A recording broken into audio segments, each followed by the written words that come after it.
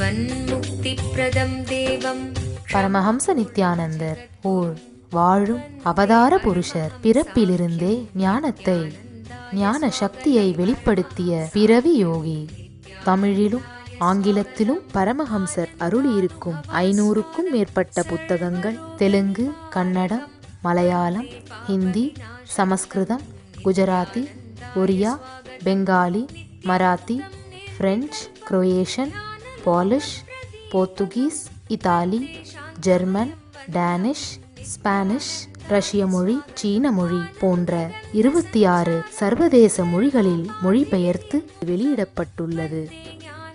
10,000 மணி நேரத்திற்கும் மேல் ஞான கருத்துக்களை மொழிந்துள்ள அரிய பேச்சாளர். லட்சக்கணக்கானவர்களுக்கு அன்னதானம், இலவச மருத்துவ வசதி, கல்வி உதவி, மேலும் உலகம் முழுவதிலும் 140க்கும் மேற்பட்ட இடங்களில் பள்ளிகள், ஆசிரமங்கள், ஆலயங்கள் மற்றும் மருத்துவமனைகள் அமைத்து ஒப்பற்ற சேவை செய்து வரும் சமூக சேவகர். லட்சக்கணக்கானவர்களுக்கு தலைவலி முதல் கேன்சர் வரை தனது தியான சக்தியால் தீர்த்து வைத்த தியான சிகிச்சையாளர். கோடிக்கணக்கான மக்களுக்கு உடல் நலம், மனவளம் ஆகியவற்றிற்கான கிரியைகளை வகுத்து தரும் கிரியா யோகி. கோடிக்கணக்கான மக்களுக்கு வாழ்வியல் பிரச்சனைகளுக்கான தீர்வுகளை தந்த வாழும் ஞானி. 151 நாடுகளில் தியான மையங்களோடும் விடுதி, Tiruvannamalai, Rajapalayam, Salem, Hyderabad, Varanasi, loss Angeles, Seattle, Ohio, San Jose, Phoenix ஆகிய சர்வதேச நாடுகளிலும் ஆசிரம கிளைகளோடும் நடந்து வரும்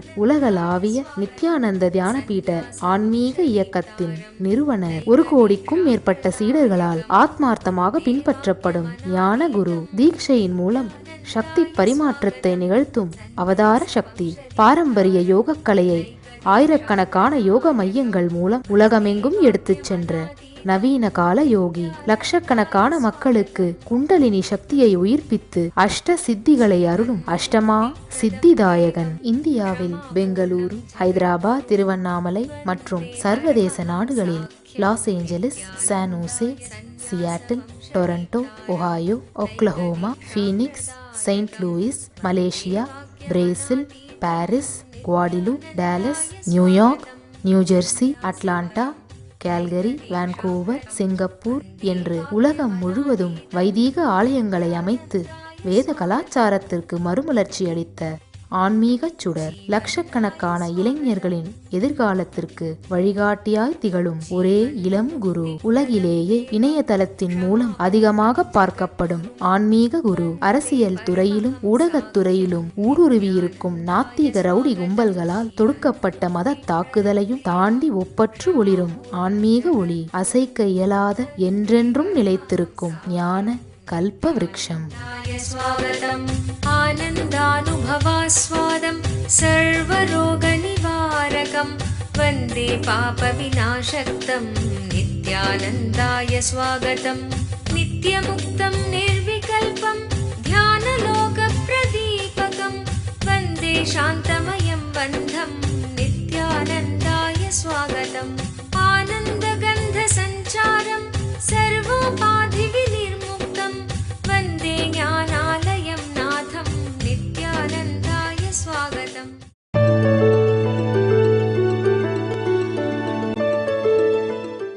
சுவாமிஜி, தியான சிகிச்சை என்றால் என்ன என்று எங்களுக்கு புரியும்படி விளக்கம் தர முடியுமா?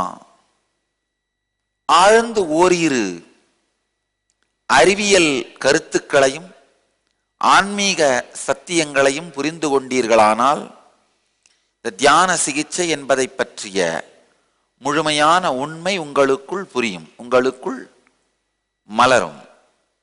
குவாண்டம் பிசிக்ஸ்ல என்டாங்கிள்மெண்ட் அப்படிங்கிற ஒரு வார்த்தையை யூஸ் பண்றார்கள். இந்த என்டாங்கிள்மெண்ட் அப்படிங்கிற வார்த்தையை நாம் ஆழ்ந்து புரிந்து கொள்ள வேண்டும். அப்படின்னா என்னன்னா, ஒரு இன்டென்ஸான சக்தி இன்னொரு சக்தியோடு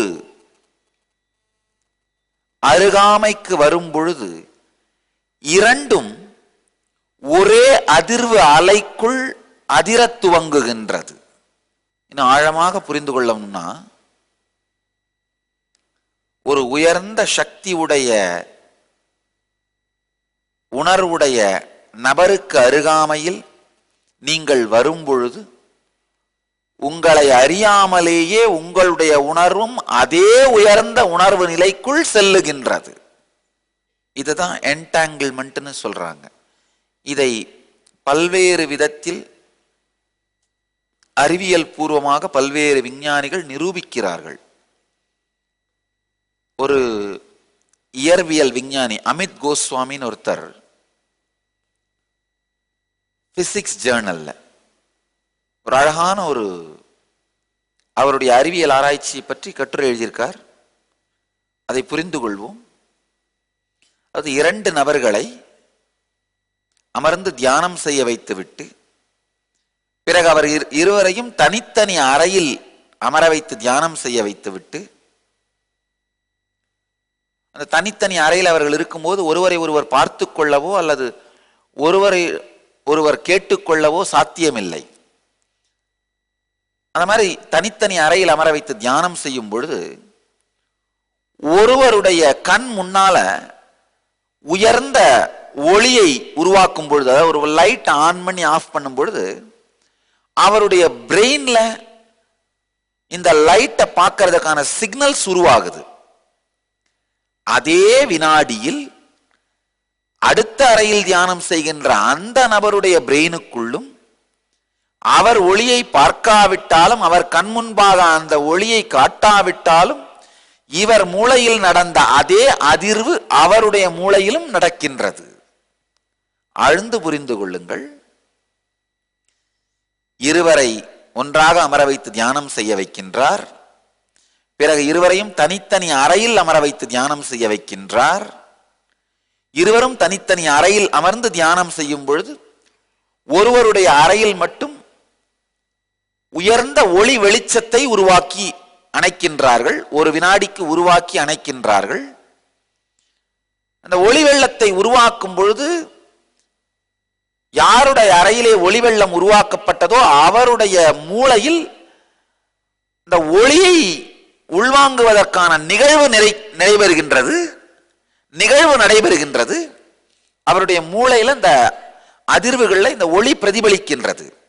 அதே நேரத்தில் ஒளி ஏற்படுத்தப்படாத அறையில் இருக்கின்ற நபருடைய மூளையிலும் அதே அதிர்வு உருவாகின்றது.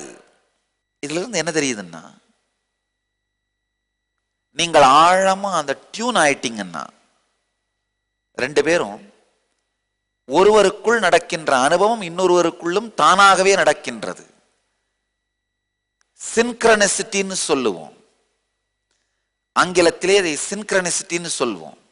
இதே மாதிரி இன்னொரு உதாரணம், ஒரு பெரிய சுவற்றிலே பெண்டுலம் உடைய கடிகாரம், அந்த காலத்துல பார்த்திருப்பீங்க. அந்த கடிகாரத்திலே ஒரு பெண்டுலம் ஆடிக்கொண்டே இருக்கும். குண்டு நூல்னு சொல்றது கூட பெண்டுலம் சரியான வார்த்தை.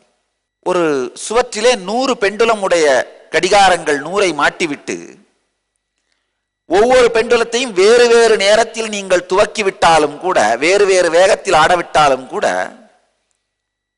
ஒரு 5 நிமிடங்களுக்குள் எல்லா பெண்டுலங்களும் ஒரே வேகத்தில் ஒரே விதமாக ஒரே டியூன்ல மூவ் ஆயிட்டு இருக்கும். உங்களுக்கு ஆச்சரியமா இருக்கும். ட்ரை பண்ணி பாருங்க. ஒரு சுவற்றில் 100 பெண்டுல கடிகாரங்களை தொங்க விட்டு இந்த பெண்டுலங்களை வேறு வேறு நேரத்தில் வேறு வேறு வேகத்தில் அசையுங்கள். சில நிமிடங்களுக்குள்ளாகவே எல்லா பெண்டுலமுமே ஒரே வேகத்திற்கு வந்து முழுமையாக மிக ஆழமாக ஒரே முறையில் இயங்கும்.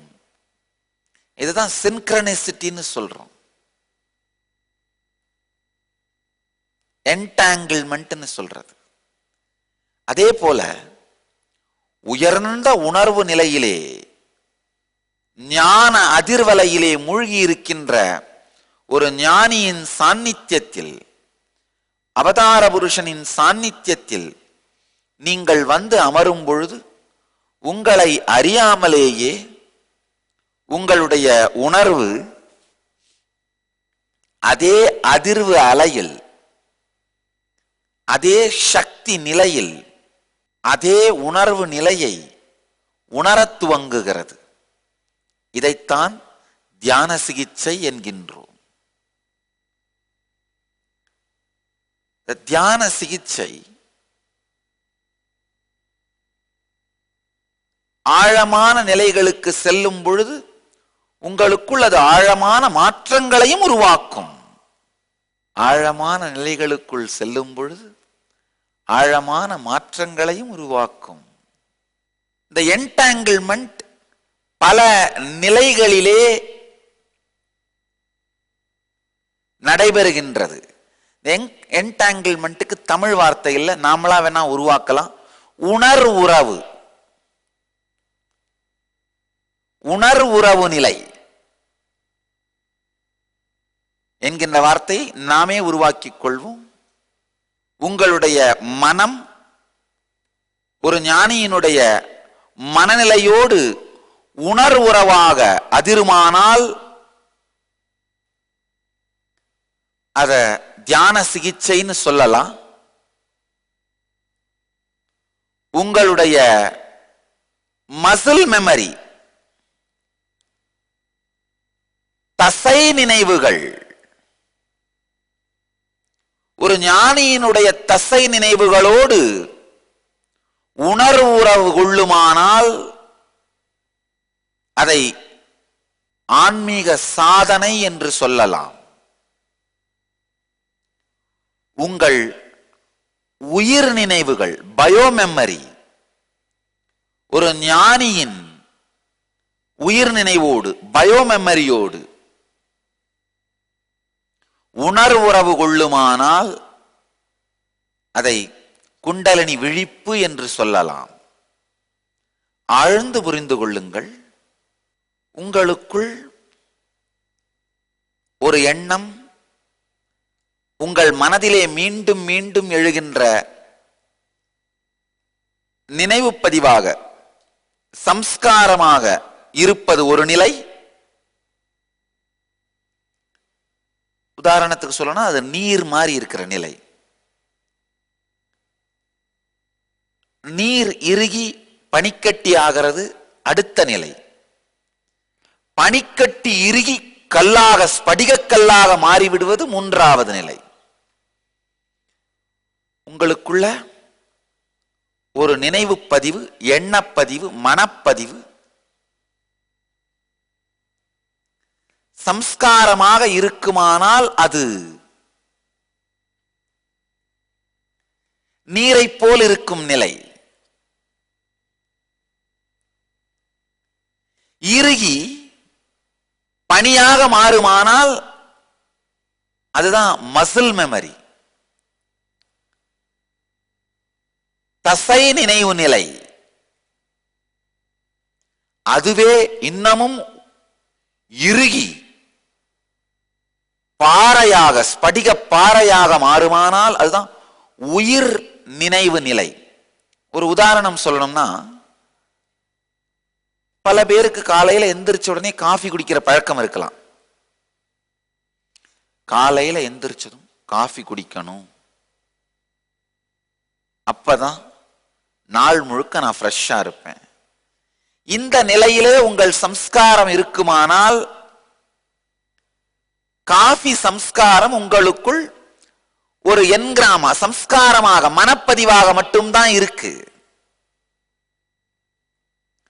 அடுத்து இல்ல காஃபி குடிக்கலன்னா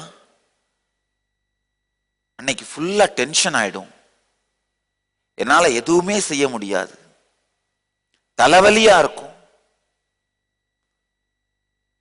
இந்த நிலைமைக்கு போயிருச்சுன்னா அது காஃபி குடிக்கிறதுன்ற சம்ஸ்காரம் மசில் மெமரி ஆயிடுச்சு, தசை நினைவுகளாக மாறிவிட்டது. அதாவது துக்கத்தை, மன அளவிலேயே துக்கத்தை ஏற்படுத்தக்கூடியதாக அந்த என்கிராம் சம்ஸ்காரம் மாறிவிட்டது. அந்த மனப்பதிவு மன துக்கத்தை அளிக்கக்கூடிய அளவிற்கு ஆழமாக போய்விட்டது.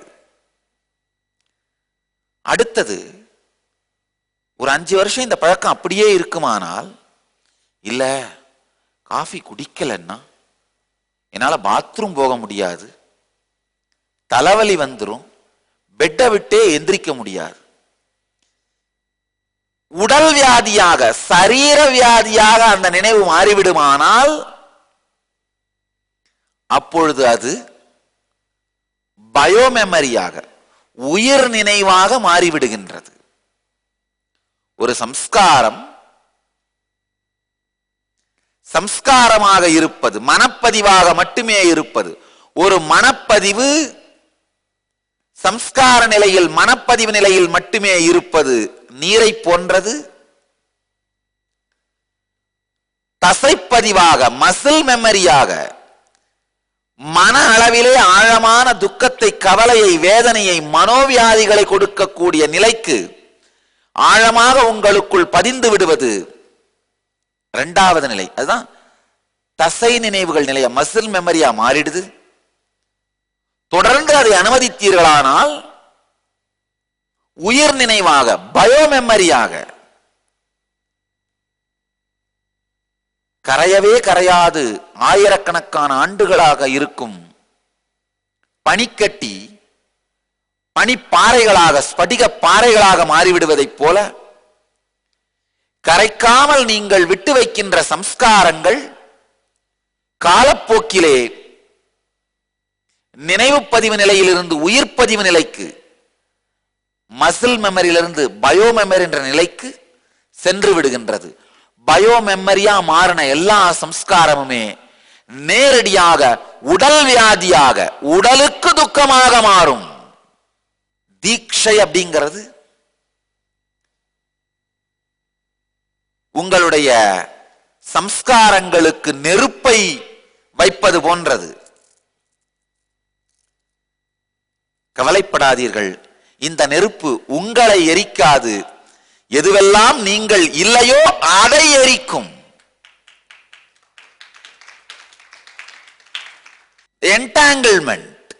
என்டாங்கிள்மெண்ட்னா உணர்வு உறவு. இந்த உணர்வு உறவுங்கிறது உங்களுடைய மனப்பதிவு நிலையை மட்டும் தொடுமானால், ஞான குருவோடு உங்களுக்கு இருக்கின்ற உணர்வு உறவு உங்கள் மனப்பதிவை மட்டும் தொடுமானால் அது தியான சிகிச்சைன்னு சொல்றோம். அதே உணர்வு உறவு உங்களுடைய தசைப்பதிவை தொடுகின்ற அளவிற்கு ஆழமானால் அதை குண்டலினி விழிக்கும் தீட்சைன்னு சொல்றோம். அதே உணர்வு உறவு உங்களுடைய உயிர் நினைவுகள், பயோமெமரியையே தொடுகின்ற அளவிற்கு ஆழமாகுமானால் அதுதான் ஞான தீட்சை, நிர்விகல்ப சமாதி தீட்சை அப்படின்னு சொல்றோம். ஜீவன் முக்தி தீட்சைன்னு சொல்றோம். குண்டலினி விழிப்படைவது பாத்தீங்கன்னா இப்படித்தான் நடக்குது. குருவோடு உங்களுக்கு ஏற்படுகின்ற உயிர் உணர்வு, குருவோடு உங்களுக்கு ஏற்படும் உயிர் உணர்வு உங்களுடைய சார்பிலிருந்து எந்த விதமான சாதனையும் செய்யாமலேயே உங்களை முழுமையாக்கிவிடும். ஆனா அந்த உயிர் உணர்வு நடப்பதற்கான சாத்தியத்தை நீங்கள் உருவாக்க வேண்டும். என்டாங்கிள்மெண்ட், இந்த உயிர் உணர்வு பதிவு, உயிர் உணர்வு உறவு, உயிர் உணர் உறவு,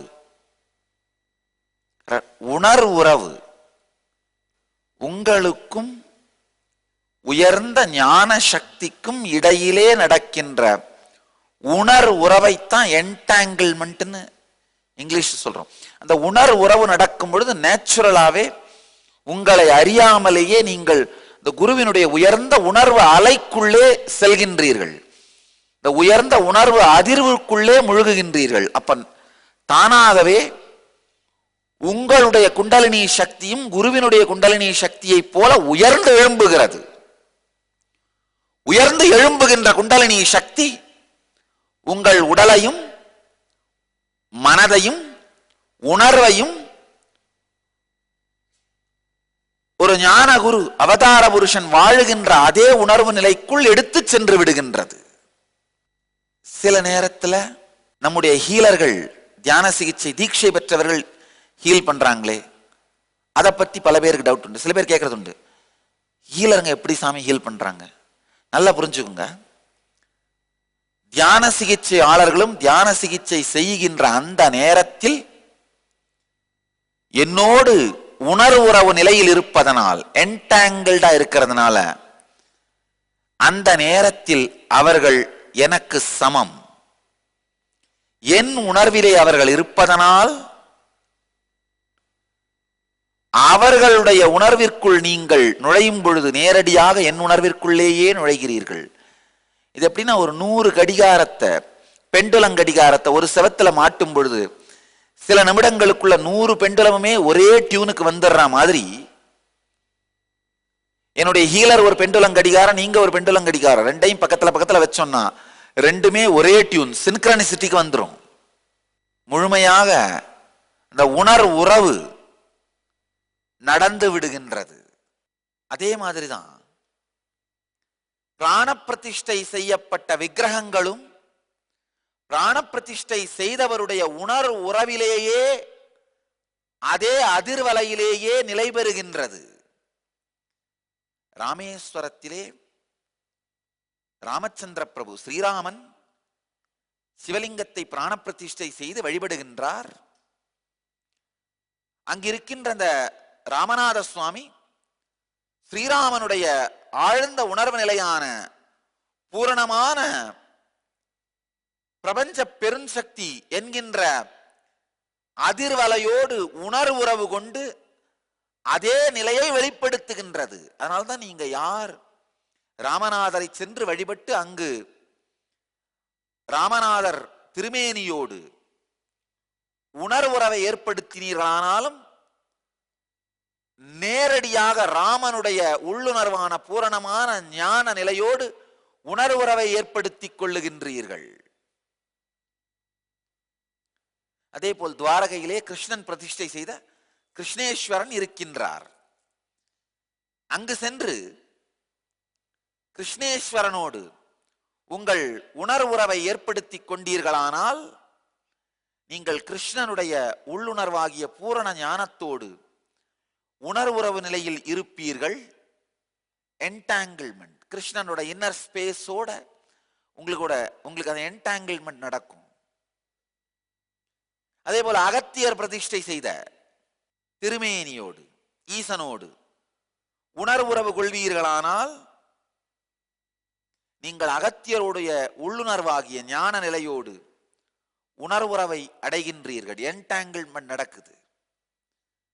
திருவண்ணாமலையிலே ஆதி அண்ணாமலை என்கின்ற ஒரு சிவத்தலம், சிவாலயம் இருக்கின்றது. அந்த ஆதி அண்ணாமலை, ஆதி அருணாச்சலேஸ்வரர் ஆலயம்னு சொல்வார்கள். அது அருணகிரி யோகீஸ்வரரே பிரதிஷ்டை செய்த திருமேனி. திருவண்ணாமலை அருணாச்சலேஸ்வரர் ஆலயம் அருணகிரி யோகீஸ்வரரின் ஜீவ சமாதியின் மீது இருக்கும் ஆலயம். ஆனால் ஆதி அருணாச்சலேஸ்வரர் ஆலயம் அருணகிரி யோகீஸ்வரர் திருமேனியிலே வாழ்ந்த பொழுது, அவர் உடலோடு இருந்த காலத்திலே அவரே பிரதிஷ்டை செய்து வழிபட்ட திருமேனி ஆதி அருணாச்சலேஸ்வரர் ஆலயம். ஆதி அருணாச்சலேஸ்வரர் ஆலயத்திற்கு சென்று அங்கிருக்கும் ஆதி அருணாச்சலேஸ்வரன் திருமேனியோடு நீங்கள் உணர்வீர்களானால், என்டாங்கிள்மெண்ட் உணர்வுறவு கொள்வீர்களானால், அருணகிரி யோகீஸ்வரருடைய அந்தராத்மாவோடு உள்ளுணர்வு நிலையோடு சிவநிலையோடு நீங்கள் உணர்வுறவு கொள்கிறீர்கள். நல்லா ஆழமா புரிஞ்சுங்க. நம்முடைய மனக்குப்பைகளை தொடர்ந்து சுத்தமாக்குவதற்காகத்தான் ஆலய வழிபாட்டையே நம்முடைய முன்னோர்கள் செய்து வைத்தார்கள்.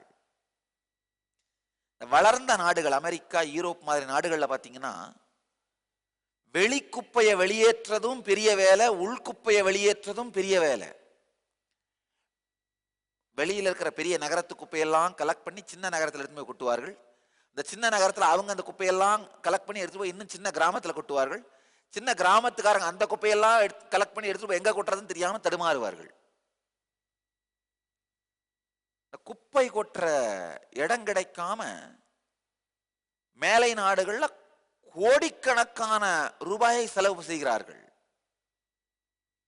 அதே மாதிரிதான் மேலை நாடுகள்ல, வளர்ந்த நாடுகள் இந்த உள்ளுலக குப்பையை கொட்டுறதுக்கும் இடம் கிடைக்காம படாத பாடுபடுறார்கள்.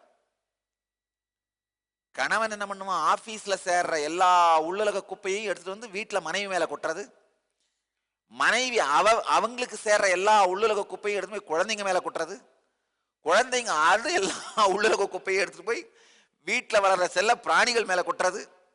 அந்த நாய் என்ன பண்ணும், அந்த எல்லா மனக்குப்பையும் எடுத்து உங்களே திருப்பி கடிச்சு வச்சிரும். நீங்க அதுக்கப்புறம் அந்த உள்ளுலக துக்கம் தாங்காம சைக்கியாட்ரிக் டாக்டர்கிட்ட போய் அவர்கிட்ட உங்க மனக்குப்பையை கொட்டுவீங்க. அவர் இந்த குப்பையெல்லாம் பல பேர் குப்பையை வந்து கொட்டி கொட்டி கொட்டி அவருக்கு டிப்ரெஷன் வந்து அவர் இன்னொரு டாக்டர் கிட்ட போய் கொட்டுவாரு. அந்த டாக்டர் அவர் கலெக்ட் பண்ண குப்பையெல்லாம் தாங்க முடியாம இன்னொரு டாக்டர் போய் கொட்டுவாரு.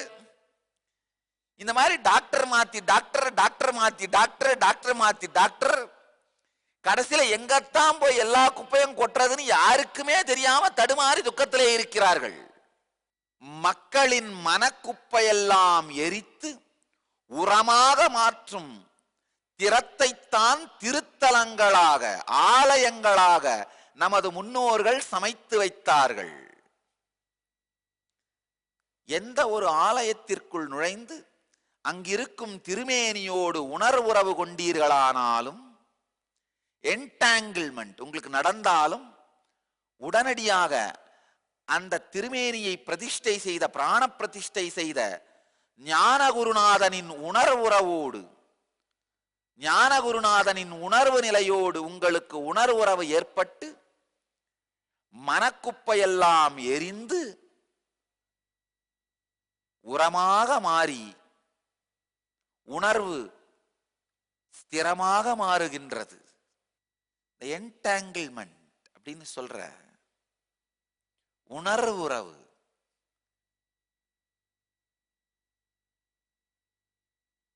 இந்த சத்தியம் ஆழ்ந்து புரியுமானால் தியான சிகிச்சையின் ரகசியம், குண்டலினி விழிப்படைவதன் ரகசியம்,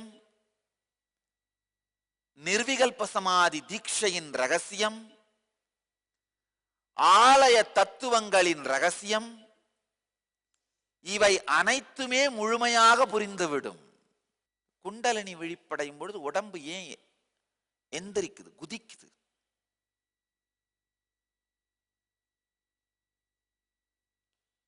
ஏன் இந்த உடல் விண்ணில் கிளம்புகிறது?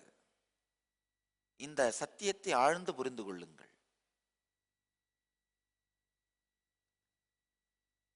இதற்கு பிறகு, இதற்கு மேல் குண்டலினி விழிப்பை பற்றி, உடல் பூமியில் கிளம்புவதை பற்றியெல்லாம் நாம் தைரியமாகவும் தெளிவாகவும் எந்தவிதமான பயமும் இல்லாமல் தமிழ்நாட்டிலும் பேசலாம்.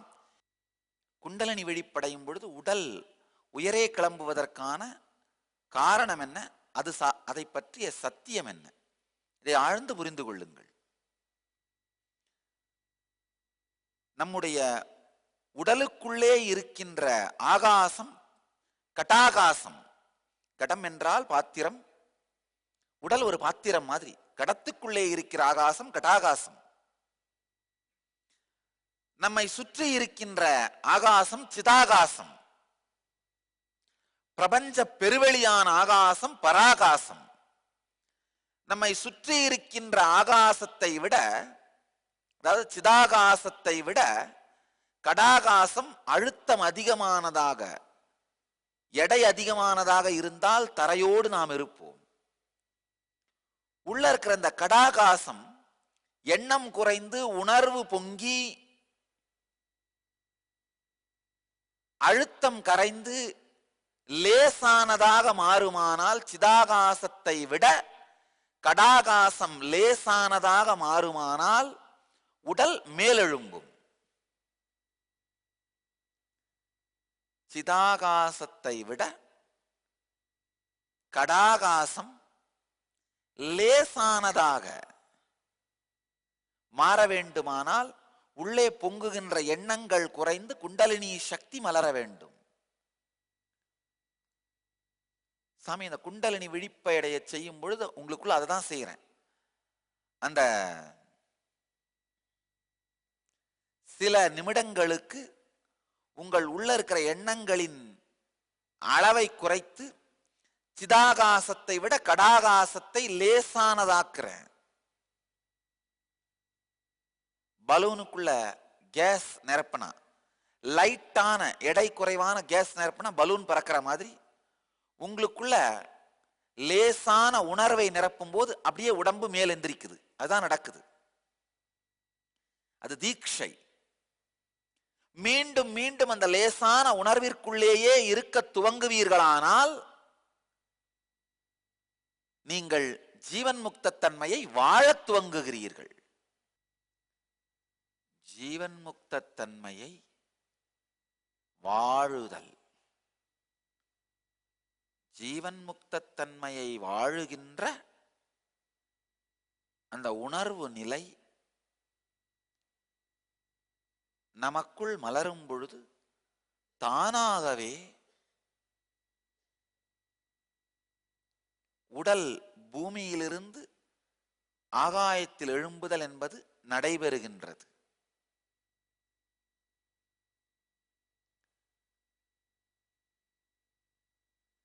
என்டாங்கிள்மெண்ட், உணர்வுறவு என்பது புரியுமானால்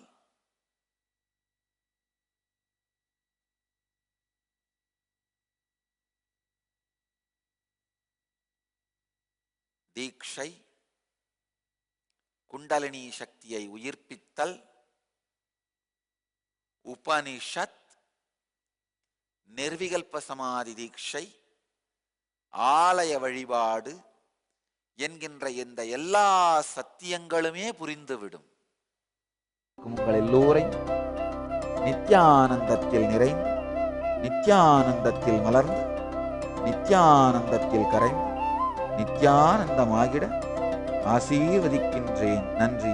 ஆனந்தமாக இருங்கள். நித்யானந்த தியானபீடம், நித்யானந்தபுரி ஆஃப் மைசூர் ரோடு, விடுதி, பெங்களூர். 9742203311 08027202084.